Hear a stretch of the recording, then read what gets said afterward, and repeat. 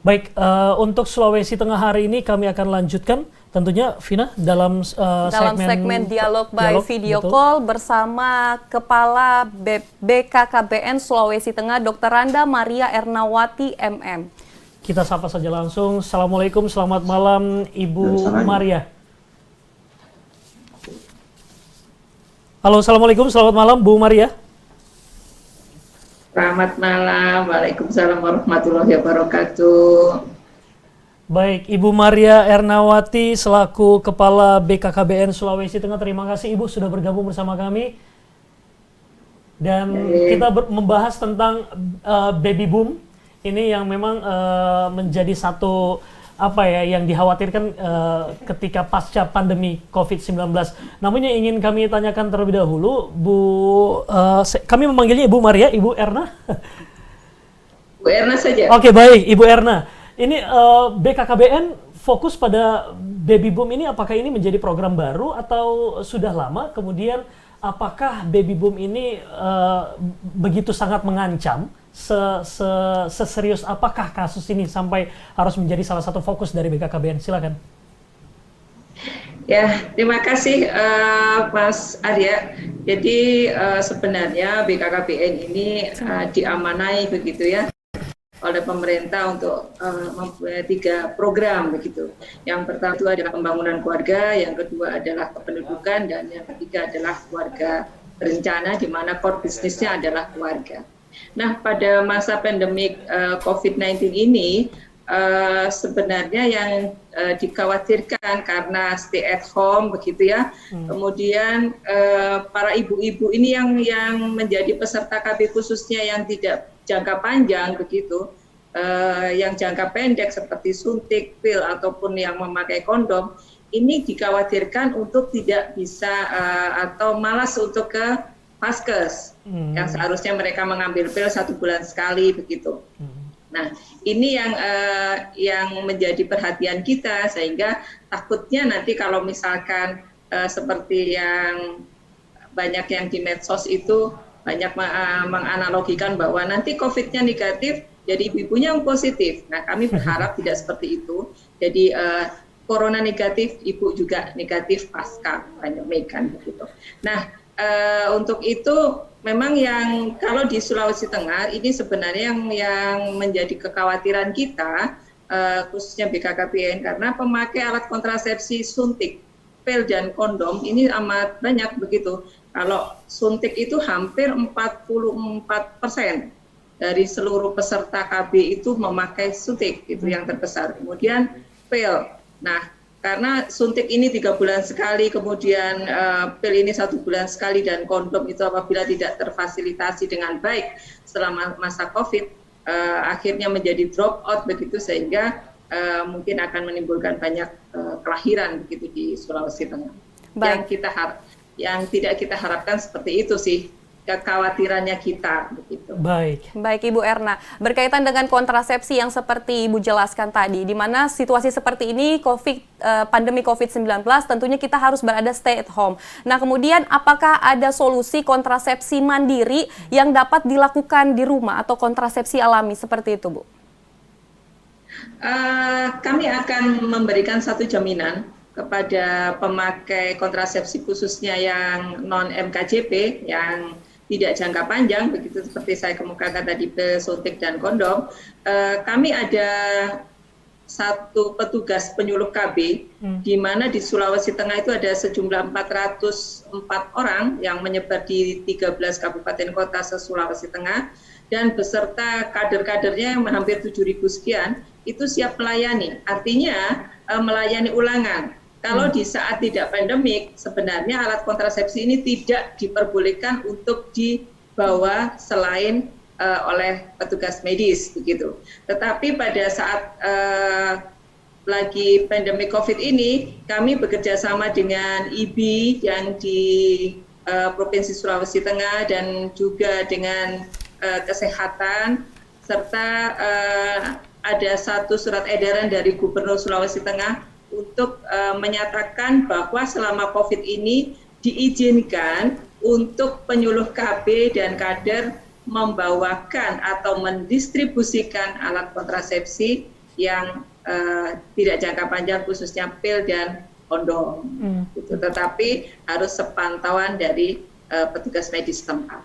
Baik, Bidan tentunya. baik, Ibu Erna, berdasarkan pemantauan di lapangan, apa yang terbaca selama kurang lebih 1,5 bulan ini setelah ada himbauan stay at home terkait dengan baby boom dari BKKBN? Ya, alhamdulillah kalau di Sulawesi Tengah ini masih aman-aman. Jadi pada laporan selama Januari, Februari, dan Maret ternyata KB baru khususnya yang semua hampir naik. Jadi semua metode, kami ada 7 varian begitu ya, yang disiapkan oleh pemerintah, itu semua terjadi kenaikan dalam Januari, Februari, dan Maret. Jadi alhamdulillah. Kemudian kalau kita melihat ketersediaan alat kontrasepsi juga sudah oke. Saya seringkali monitor by virtual maupun langsung ke vaskes-vaskes untuk bagaimana ketersediaan alat kontrasepsinya juga sudah dalam 1 tahun ini alhamdulillah bisa mencukupi begitu. Baik. Kemudian yang terpenting lagi hasil survei memang membuktikan kalau di Sulawesi Tengah itu pengetahuan KB itu 86% itu dari media televisi dan 7,3%-nya itu dari media tabloid dan majalah yang lain yang begitu. Sehingga saya terima kasih sekali kepada TVRI Sulawesi Tengah yang turut membantu andil untuk mensosialisasikan program-program keluarga berencana di Sulawesi.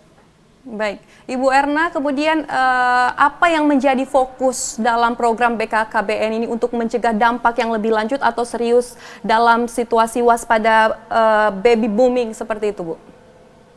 Ya, jadi yang menjadi PR di Sulawesi Tengah ini adalah masih adanya atau masih tingginya usia perkawinan dini, di mana ada data bahwa wanita usia kawin pertama di bawah 20 tahun itu masih 19% dari seluruh jumlah perkawinan. Ini masih cukup tinggi, sehingga ini akan menjadi satu rentan begitu bagi pernikahan, dari kualitas pernikahan itu sendiri maupun dari nanti kualitas dari anak-anak yang akan dilahirkan gitu.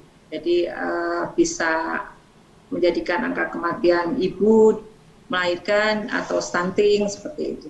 Nah, ini adalah fokus khususnya di pandemik ini. Saya berharap juga kepada ibu-ibu yang sudah menikah begitu ya, kalau bisa jangan hamil dulu. Kalau sudah hamil ya harus dijaga kesehatannya gitu. Baik, Ibu Erna, melihat di lapangan juga ketika kita melihat tentunya ada penurunan angka warga, jumlah warga yang datang konsultasi terkait dengan mungkin konsultasi tentang KB begitu. Apakah ada cara yang dilakukan juga oleh dari pihak BKKBN mungkin door to door terkait dengan sosialisasi ataupun juga untuk memperkaya informasi kepada warga terkait dengan baby boom itu sendiri di masa pandemi COVID-19 ini? Ya.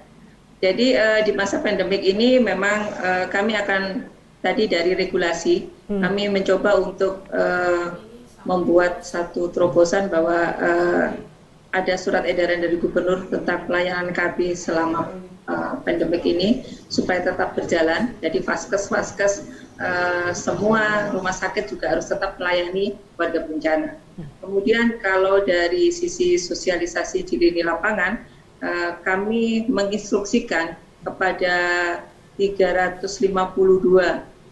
PKB kami yang tersebar di seluruh Sulawesi Tengah ini, dan ada kader sejumlah 7.000 sekian untuk tetap mensosialisasikan, melaksanakan satu KIE, komunikasi, informasi, dan edukasi tentang program KB kepada masyarakat di sekitarnya, tentu saja melalui door to door begitu ya, home visit, tetapi tidak mengindahkan harus memakai APD dan social distancing ataupun physical distancing. Ya, kemudian Ibu tadi merupakan langkah-langkah untuk penanganan nanti baby boom, dan kemudian apa sih hal-hal yang menjadi kendala selama di lapangan, dan kemudian untuk evaluasinya itu seperti apa, Ibu? Iya. Tentunya dalam masa COVID-19 ini kita akan terbatas dari gerak begitu ya. Jadi kita bergeraknya juga susah, tetapi jangan salah Bapak Ibu sekalian, kami tetap akan melayani masyarakat dan kami buka juga satu channel untuk pelayanan masyarakat online begitu di BKKBN Provinsi Sulawesi Tengah. Kemudian juga Bapak Ibu sekalian yang penyuluh KB ini kita sudah modali satu alat begitu ya, smartphone begitu, sehingga mereka bisa kontak dengan kadernya by WA atau virtual yang lain lah. Baik, Ibu Erna, ini yang terakhir sebelum nanti kami ingin meminta himbauan juga dari Ibu Erna. Bu Erna, kabarkan ke kami dari BKKBN sendiri untuk keluarga berencana ini yang sekarang ini yang dianjurkan adalah berapa jumlah anak? Sebenarnya begini, jadi berbicara masalah keluarga, kita melihat pada kualitas keluarga.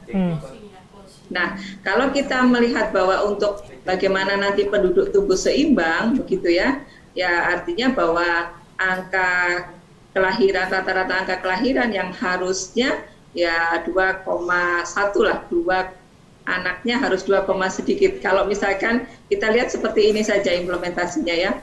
Kalau misalkan di tetangga kita sudah punya anak 4 nih tetangga ya, kita yang 2. Kalau misalkan anaknya di sana 3, kita yang 2. Kalau di sana sudah 6, mungkin 1 begitu.